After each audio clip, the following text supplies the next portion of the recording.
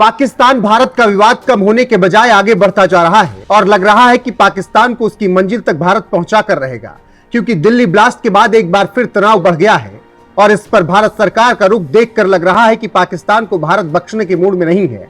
आप तो जानते हैं कि भारत पाकिस्तान के बीच पानी का बंटवारा हुआ है, लेकिन आतंकी हमले के बाद भारत ने पानी का रुख मोड़ने के लिए काम किया है और इसको लेकर सिंधु जल समझौते के तहत होने वाली बातचीत को कैंसिल कर दिया है।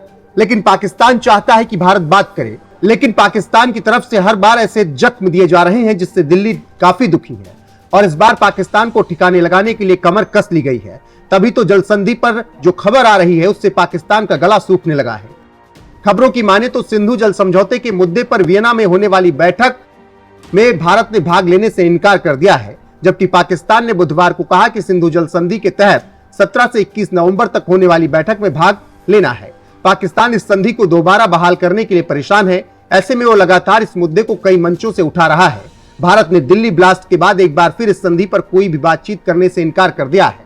आपको जानकारी होगी कि इसी साल अप्रैल में पहलगाम में आतंकी हमला हुआ, जिसके बाद पाकिस्तान के साथ सिंधु जल समझौते को स्थगित करने का ऐलान कर दिया गया। उसके बाद पाकिस्तान इसे मध्यस्थता न्यायालय में ले गया, लेकिन अगस्त में मध्यस्थता न्यायालय ने इस केस को खारिज कर दिया था। अब 17 से 21 नवंबर तक वियना में बात होनी थी, लेकिन ऐन मौके पर दिल्ली में जिस तरीके से ब्लास्ट हुआ उसका असर अब संधि समझौते पर भी पड़ रहा है और भारत दिल्ली ब्लास्ट के हर एक लिंक को भी तलाश रहा है।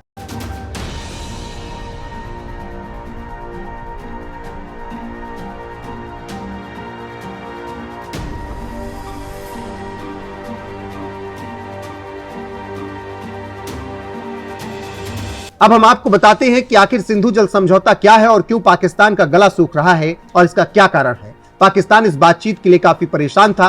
जानकारों का कहना है कि हर साल जो भारत पाकिस्तान के बीच बैठक होती थी उसका एक ही मकसद होता था कि नदियों को लेकर क्या कुछ नया है। आप जानते हैं कि पिछले 2 सालों से पाकिस्तान में भारत से पाकिस्तान की तरफ बहने वाली नदियां कहर बरपा रही है और इसी की सूचना दोनों देश एक दूसरे से साझा करते हैं। पहलगाम के बाद एक भी बैठक सिंधु पर नहीं हुई और न ही आगे होने की संभावना है। ऐसे में एक आस जगी थी वियना में बात होगी, लेकिन तभी दिल्ली ब्लास्ट हो गया और अब भारत ने बैठक में जाने से इनकार कर दिया है।